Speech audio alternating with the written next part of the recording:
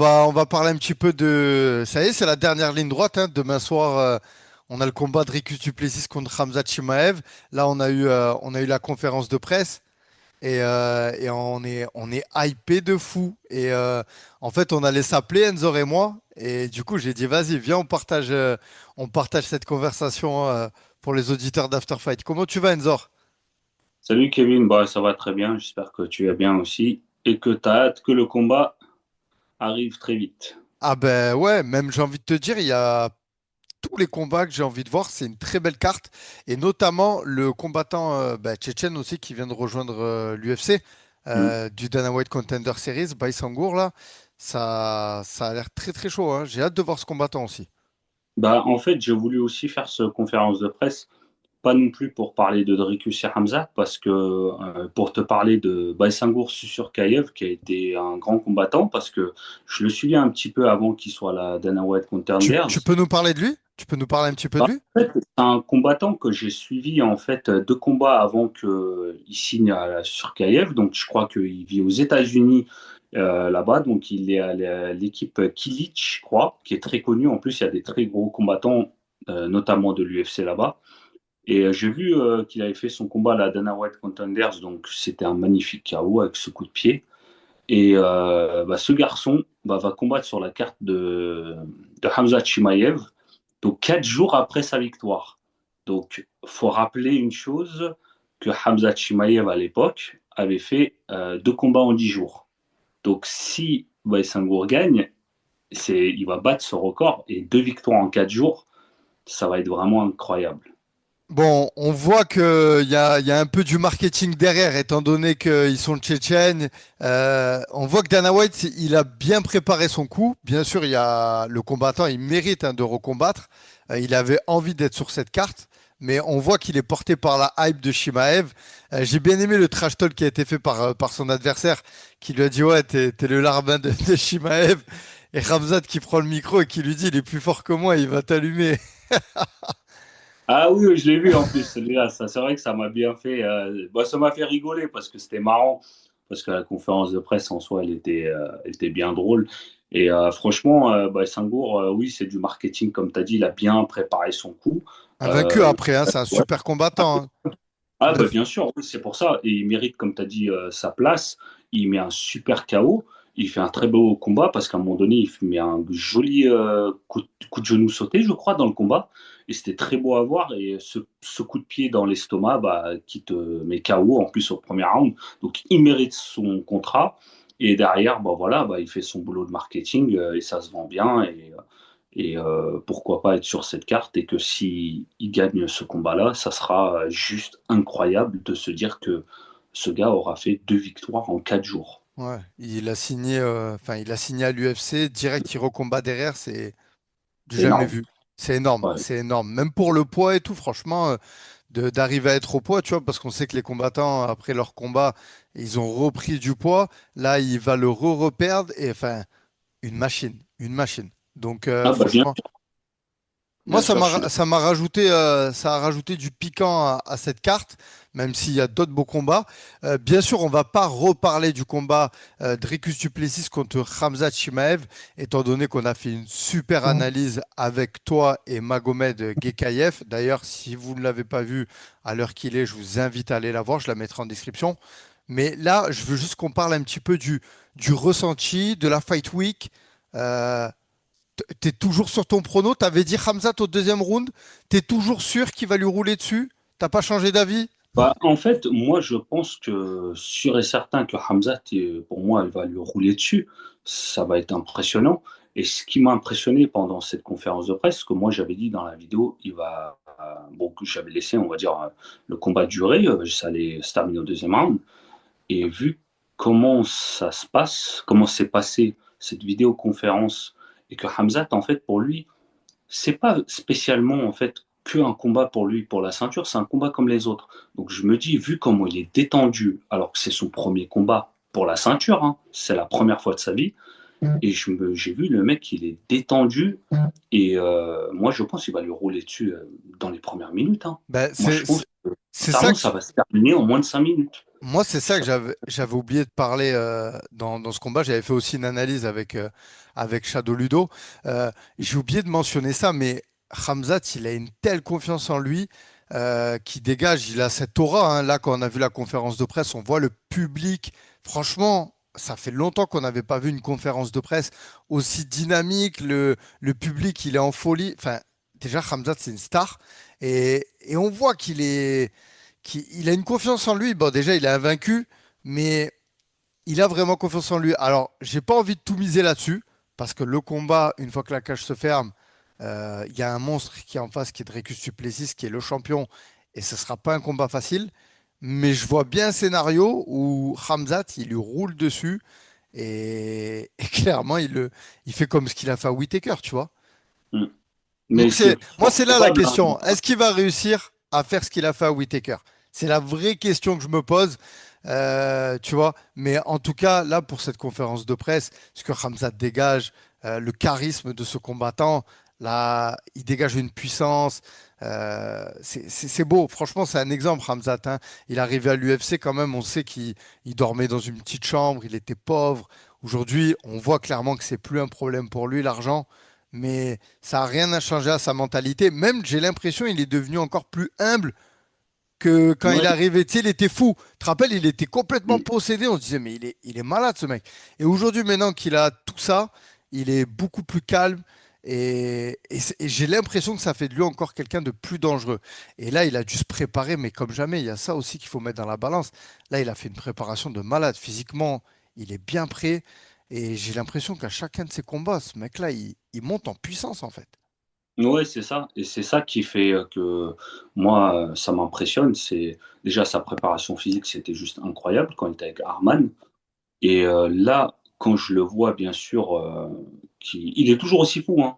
Moi je le dis, hein, il est toujours aussi fou dans ses trucs et c'est vrai qu'il a il a cette aura où il est porté par le public et c'est ça qui m'a impressionné parce que ça fait longtemps qu'il a pas combattu aux États-Unis et quand j'ai vu tout Chicago, derrière lui et c'était même gênant à un moment donné pour, le pauvre Dricus quand il parlait, il se faisait huer par le Ouais, public. Tu es un champion et j'ai jamais vu un champion, c'est tu sais, qui vrai. prend la parole, se faire huer et c'était juste impressionnant et c'était pas hué, par, certaines personnes, c'est toute la salle pratiquement huait, bah, le champion et j'ai dit: «Mais c'est incroyable, d'avoir une hype comme ça» et après, bah, on a bien vu, hein, Hamzat, il a toujours son côté fou et il est très Ben, détendu. Un ouais, tu combat le comme les vois. autres, Quand ils font le face-à-face, qu'il y a Dana White et qui crie, tu le vois que là, il est.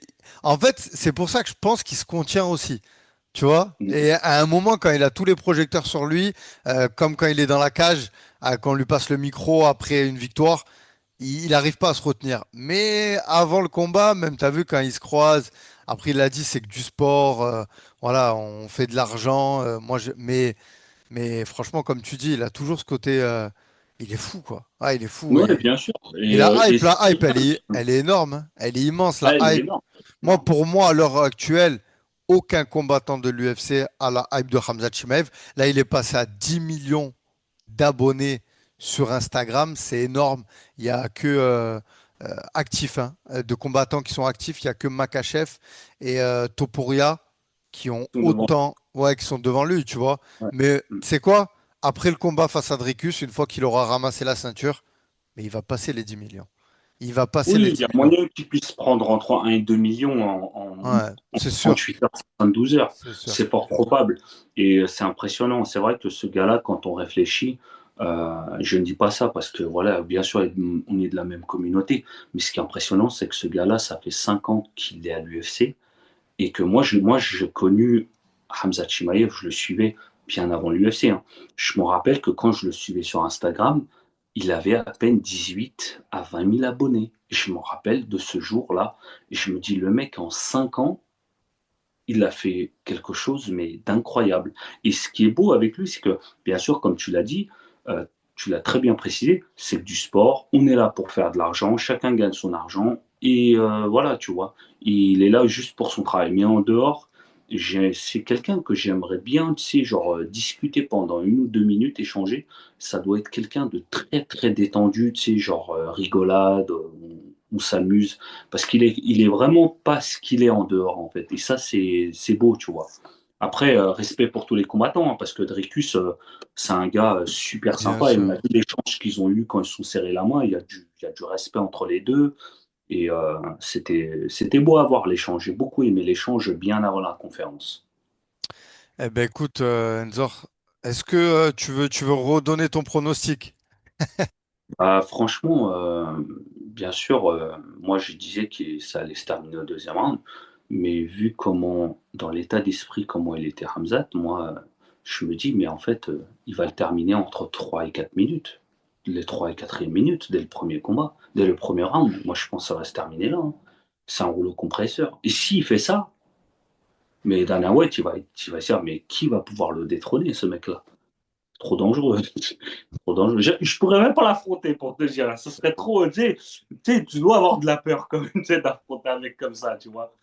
Ben, déjà qu'il était dangereux quand il a commencé sa carrière, hein, quand je regarde un documentaire, quand t'entends Alexander Gustafsson, qui avait combattu John Jones, qui s'entraînait au All-Star, quand Khamzat il a débarqué, qu'il s'entraînait avec eux, que le mec il dit ce mec-là, j'ai jamais personne qui m'a frappé aussi fort. Alors je sais pas s'il avait, si ouais, il me semble il avait affronté John Jones. Donc déjà qui tient ces propos-là, un combattant de l'UFC, alors que le mec il venait d'arriver dans la salle, hein. C'est une Oui, c'est dinguerie. ça.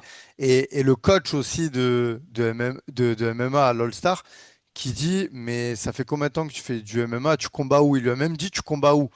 Et il lui a dit, mais en fait, je viens de commencer le MMA, j'en ai jamais fait de ma vie. Donc voilà, et à tout ça, tu mélanges un trait de personnalité, un charisme hors du commun, parce qu'on peut le dire, Hamzat, ce qui fait sa hype, c'est ce charisme, c'est ce côté bord, ce côté dur, tu vois, qu'il a aussi. Aujourd'hui, maintenant, la hype et la médiatisation, plus l'argent qui est arrivé, il a su capitaliser là-dessus, investir sur lui. On a vu tous ces camps d'entraînement qu'il a fait. Voilà, c'est quelqu'un qui a vraiment misé sur lui. Et aujourd'hui, ça fait ce qu'il est. Et c'est pour ça que je rejoins ce que tu dis. S'il bat le champion, ça va être très très dur pour la suite. Et moi, je voulais parler rapidement, juste pour terminer, je parle de l'aura qu'il a, de ce côté dur. Je sais que c'est quelque chose que les Tchétchènes vous avez. Est-ce que tu peux nous dire pourquoi le peuple tchétchène a ce côté très dur? Tu vois? Comment on peut expliquer? Est-ce que tu peux nous l'expliquer cette aura? Désolé, Ouais, moi, je je fais une pense, digression là-dessus. Tu vois? moi, je pense, en fait, après, bien sûr, il y aura plein d'autres Tchétchènes et j'espère que tu pourras interviewer et qui vont te dire peut-être la même chose ou beaucoup plus. Moi, je pense qu'en fait, ça vient de, tu sais, on est un peuple, tu sais, qui a vécu la guerre, qui a eu vécu la guerre depuis très très longtemps, la déportation, tout ça. Et tu sais, on a ce côté, tu sais, chez nous en Tchétchénie, tu sais, il y a beaucoup de familles, ils sont très pauvres. Et tu sais, nous, on a une chose, c'est quand tu as quelqu'un qui va, on va dire, percer, il va miser, ce gars-là, il se dit, il faut que maintenant, c'est moi qui vais me débrouiller dans ma famille, je vais sortir, on va dire, du pétrin, de la pauvreté, tout le monde. Frère, sœur, papa, maman, et ça va même plus loin des fois. C'est-à-dire du côté de père et mère, les oncles, les tantes, tout ça, tu vois.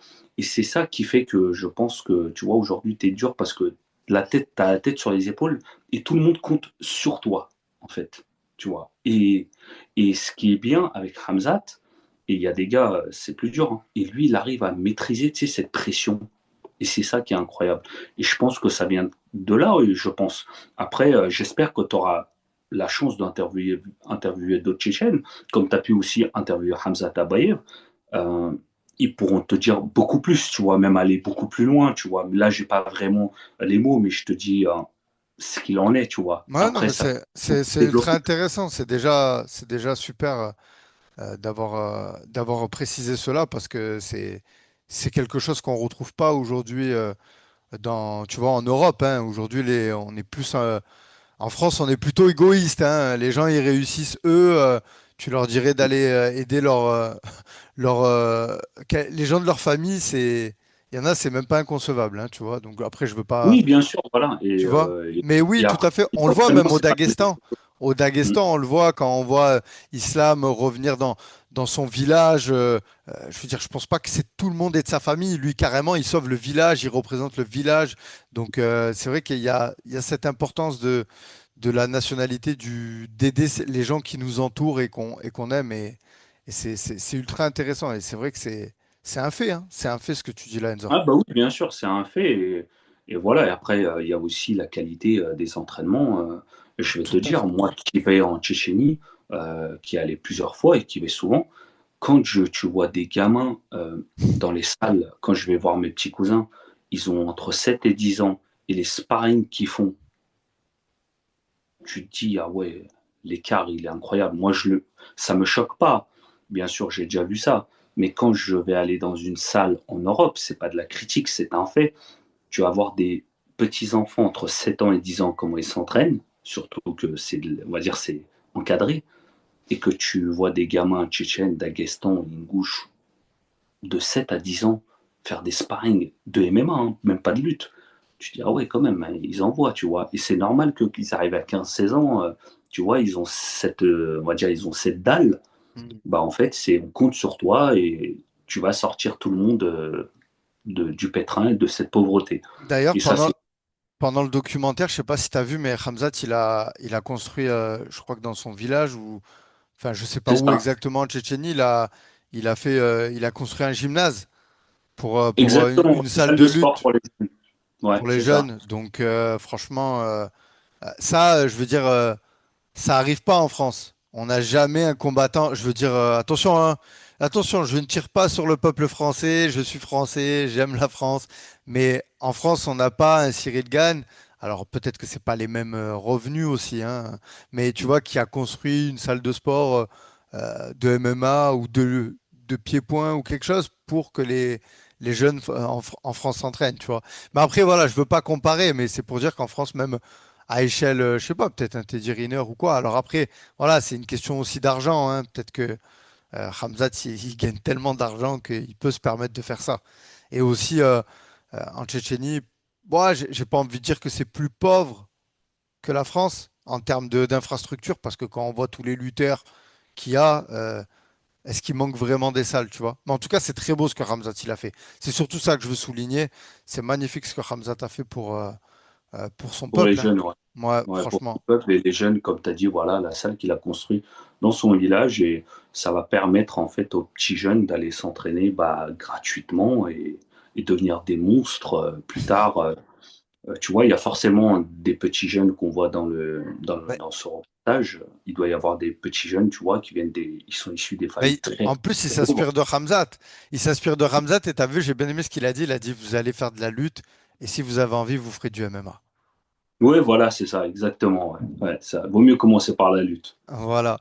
Bah, Enzor, je te remercie. En tout cas, on a hâte ce week-end. On fera un débriefing avec Magomed Gekayev. Donc voilà, restez Mhm. connectés. On fera un débriefing. Est-ce que ce week-end, le peuple tchétchène va enfin avoir son premier champion de l'UFC? C'est la question. Et on va suivre ça de très près. En tout cas, je te remercie, Enzor. C'était cool. Merci pour ton temps. Et je te dis à très très bientôt et passe un bon week-end. Bah, je te remercie et passe un bon week-end et on se retrouve pour le débrief juste après le combat demain soir.